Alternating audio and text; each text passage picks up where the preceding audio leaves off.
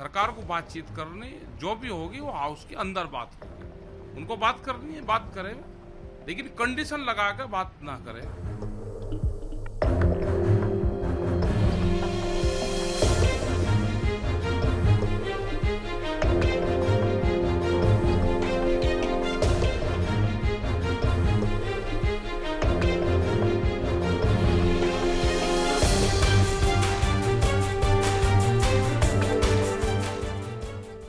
पहली बात तो ये है कि वे फेयर कंडीशन ये लगा रहे कि किसान आए, बातचीत करें और कानून चेंज नहीं होंगे, कानून में बदलाव करें, कानून खत्म नहीं होंगे और आन के बातचीत कर ले, धरना खत्म कर दे।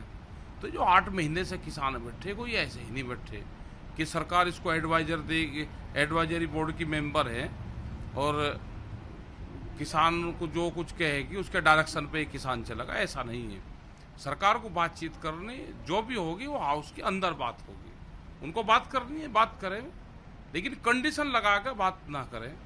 दूसरी चीज ये है कि वो कौन सा सिस्टम है कि जिससे मंडी बच जाएगी। जब मंडी के बाहर खरीद होगी, करीब 40 से ज़्यादा मंडी मध्य प्रदेश की, उसमें 0% वहाँ पे खरीद हुई है। वे मंडी मंदी के कागार पे है, पूरी बंद होगी वे मंडियाँ। इसी तरह से उत्तर प्रदेश की, बिहार पूरा बंद हो चुका है। मतलब कौन सा फार्मूला है कि वहाँ पे खरीद होगी नहीं और मंडी चलती रहेगी? कौन सा फार्मूला है? मंडी कैसे चलती है वो सबको पता है। तो ये पूर्ण रूप से गलत कह रहे।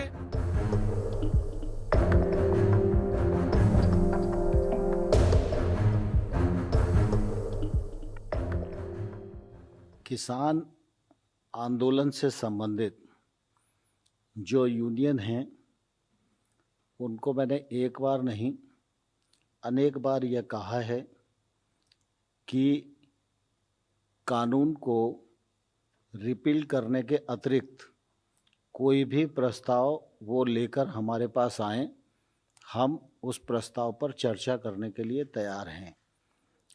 दूसरा, हमने हमेशा किसान आंदोलन के साथ संवेदनशील रवैया अख्तियार किया है।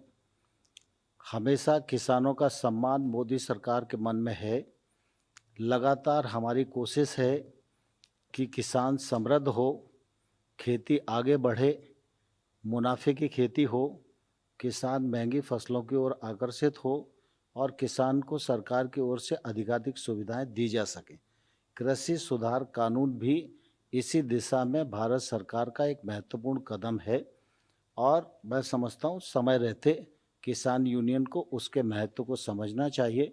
सारा देश उसके महत्व को समझ रहा है और मैं अभी भी आपके माध्यम से उनको यह कहना चाहता हूँ कि कुल मिला के एपीएमसी के विषय को जिस प्रकार से कहा जा रहा था, तो ये इस निर्णय के बाद मैं समझता हूँ इस पर विचार किया जा सकता है और विश्वास भी किया जा सकता है कि एपीएमसी समाप्त नहीं होगी। ऐसा कानून में कोई प्रावधान नहीं है।